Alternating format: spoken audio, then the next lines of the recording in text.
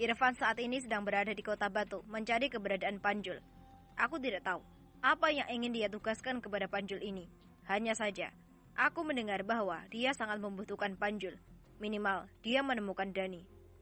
Tigor tampak serius membaca isi pesan teks pada ponselnya. Sejenak, dia berpikir sambil mengurut dagunya. Seorang wanita parubaya segera menghampiri dan duduk di sampingnya. Ada apa, Bang? Abang terlihat seperti sedang berpikir keras. Abang masih bingung, sayang. Coba baca isi pesan ini, kata Tigor sambil menyodorkan ponselnya kepada wanita itu. Oh, ini. Mengapa tidak abang lepaskan saja si Panjul itu? Kau jangan main-main, Mirna.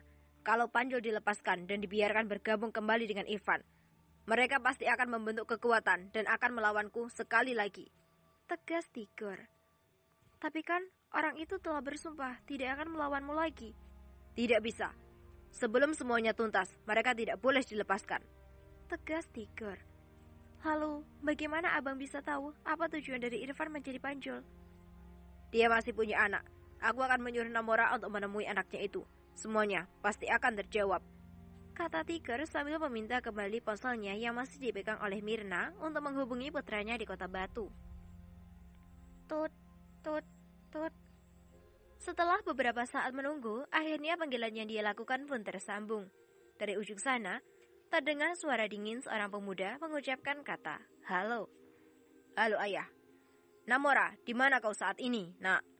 tanya Tigor. "Namora saat ini sedang berada di rumah. Apakah ada sesuatu yang bisa Namora kerjakan untuk Ayah?" "Ada," jawab Tigor dengan spontan. "Begini, kau temui anak Panjul bernama Dani. Suruh dia mengaktifkan handphonenya. Lalu, cari tahu apa yang diinginkan oleh orang bernama Irfan kepada Dani itu. Setelah itu, segera laporkan kepada Ayah. Apa kau bisa?" "Namora lebih dari bisa, Ayah," jawab pemuda itu dengan tegas. "Bagus, kau boleh menemuinya. Tapi jangan pancing keributan. Sudah pasti, dia tidak akan melawan." "Iya, Namora tidak suka mendahului. Namora, pergi dulu kalau begitu, Ayah," kata Namora yang langsung mengakhiri panggilan. "Aku merasa bahwa semua ini ada hubungan kaitannya dengan Ju yang tiba-tiba menyaksikan pertemuan di villa milik Birong," ujar Tigor kepada istrinya. "Bukankah abang yang bilang kalau Karman ada memberitahu bahwa Butet menghilang? Apa mungkin?" kata Mirna pula. "Bisa jadi. Bagaimanapun, Butet adalah satu-satunya ahli waris dari Birong. Makin rumit saja dunia ini. Dari Irfan yang tidak pulang ke kompleks elit Tasik Putri, sampailah pada menghilangnya Butet. Jika benar dia membangun kembali geng Tengkorak, ini akan lebih rumit daripada Marven membangun kembali geng Kucing Hitam.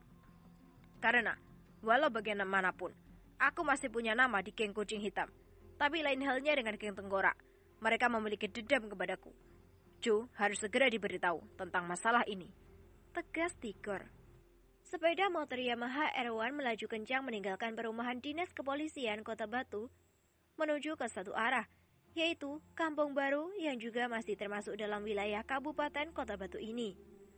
Baru saja sepeda motor Yamaha R1 itu melewati depan Universitas Kota Batu. Di sana, dia melihat 6 orang pemuda sedang duduk di sepeda motor milik mereka. Dan salah satu dari ke-6 pemuda tadi langsung melambaikan tangannya, membuat si penunggang motor Yamaha tadi langsung berhenti secara mendadak. "Kau mau kemana, Namora?" tanya pemuda yang meminta penunggang sepeda motor Yamaha itu tadi untuk berhenti. "Ada apa, Jericho? Aku buru-buru. Kau telah mengganggu perjalananku." Bukannya menjawab, pemuda bernama Namora tadi langsung bertanya dengan suara dingin. "Aku hanya bertanya, kali saja bisa memberi bantuan," jawab pentolan dari anak-anak G7 itu memaksakan untuk tersenyum. "Apakah aku butuh? Dari dulu sampai sekarang, aku tidak pernah butuh kepada kalian. Minggir atau aku tabrak." "Ya sudah, silahkan tuan muda," kata Jericho sambil merentangkan tangannya mempersilahkan Namora untuk pergi. Begitu mendapat jalan, Namora langsung memacu kembali kendaraannya sambil diperhatikan oleh Jericho, Jais, Junet, James, dan yang lainnya.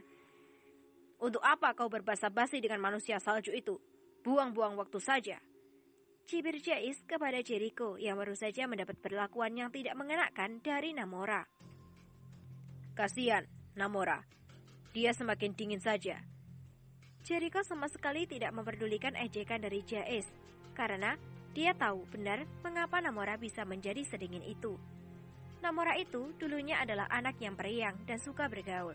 Tapi sifatnya berubah dingin karena selalu mendapat penghinaan dari teman-temannya, yang selalu mengatakan bahwa dia adalah seorang anak penjahat. Dan ayahnya bahkan ditangkap polisi dan dipenjara. Hal itu yang membuat Namora ini menjadi pendiam, tidak suka bergaul, dan pada akhirnya, dia mencap bahwa semua orang sama saja. Dia akan selalu dingin kepada siapa saja. Dulu, Namora pernah suka kepada seorang gadis yang sebaya dengannya. Tapi, pada akhirnya, dia hanya dikerjai saja. Gadis itu tidak benar-benar suka kepadanya. Dia mendekati Namora hanya karena ingin memenangkan pertarungan dengan teman-temannya yang menantang. Jika dia bisa mendapatkan hati Namora, maka dia akan ditraktir makan 1 bulan penuh. Dan itu gratis. Setelah Namora suka kepadanya dan dia memenangkan pertarungan itu, dia malah menghina Namora dengan kata-kata yang sangat kesat.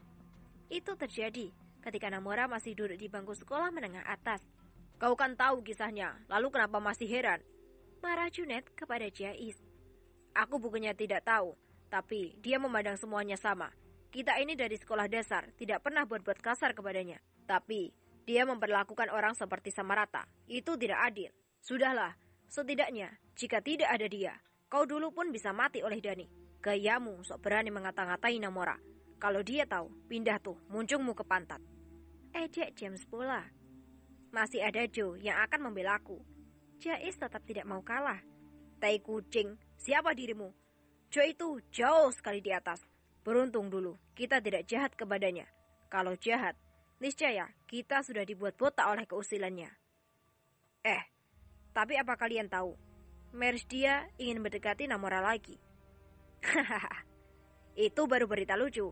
Kalau dulu Mersdia bisa menghina Namora, sekarang jauh panggang dari api. Senita Patrick saja yang super duper kaya, bintangnya kampus, punya segalanya, dan memiliki keakraban khusus dengan Joe pun masih tidak digubris oleh Namora. Mersdia katamu? Bahkan, jika Senita Patrick jatuh ke lumpur pun, masih tidak kalah cantik dengan Mersdia.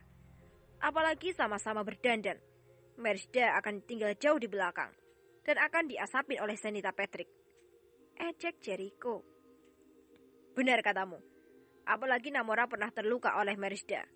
Tidak dicelakai saja oleh Namora. Dia seharusnya sudah bersyukur. Timpal Junet pula.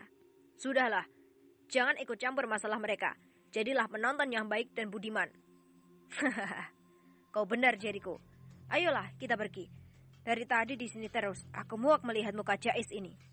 Sialan kau James. Hahaha. Mereka tertawa cekikikan melihat raut wajah Jais yang mendadak berubah seperti wajah kambing badut yang dicuekin oleh kambing betina.